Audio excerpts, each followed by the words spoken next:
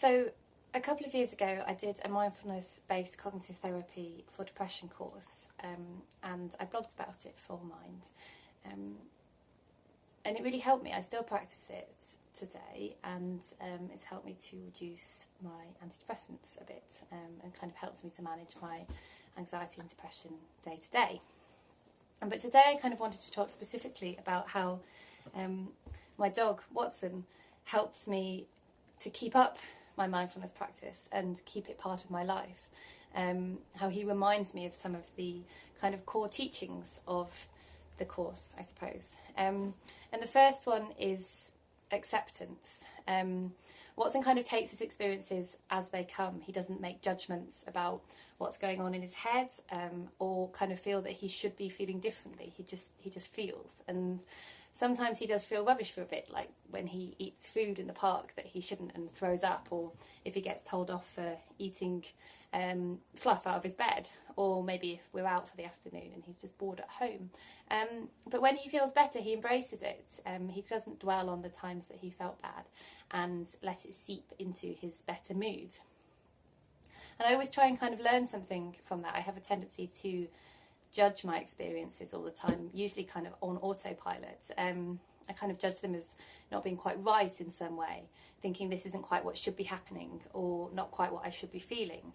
And this kind of leads into thoughts about blame and what could or should be different. So sort of thinking I shouldn't be feeling like this, I'm always getting things wrong, things are always going to be like this, kind of get sucked into this rumination cycle and kind of end up in those sort of well-worn grooves of negative thoughts that it's kind of hard to get out of, I think, and can take you to some sort of dark places. Watson encourages me to kind of accept how I feel in the moment and, you know, take action to try and do things to distract myself, and kind of just wait until my experiences or feelings change, until that particular tape has run down. And I think with this approach, kind of my negative feelings are sort of something to be dealt with in the moment, and are less likely to kind of worsen and spiral down. Obviously, Watson's acceptance comes from his inability really to kind of think in any other way, I think. But I have to kind of more consciously use mindfulness or something else to sort of practice this kind of approach. Another thing that he's always reminded me of is curiosity. Wherever we go and kind of whatever we're doing, he's always really, really interested in it. Sticking his nose in, you know, trying to find out what's going on. If we've got a new thing in the house, he'll be all exploring it. Kind of checking every corner for kind of the smells that tell the sort of stories of what's been there before. And mindfulness kind of encouraged me to approach my body and my mind with a kind of gentle curiosity.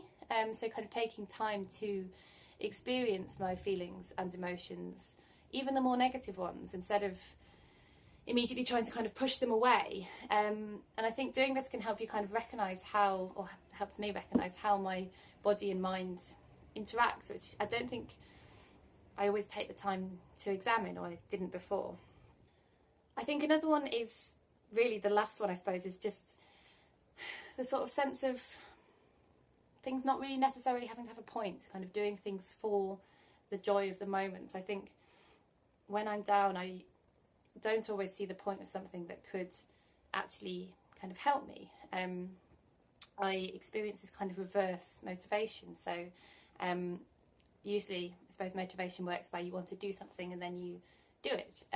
But when I'm down, I sometimes find that I have to kind of start doing something, maybe going for a run or meditating, before I sort of want to do it, before I realise, okay, this is helping me, I want to carry on.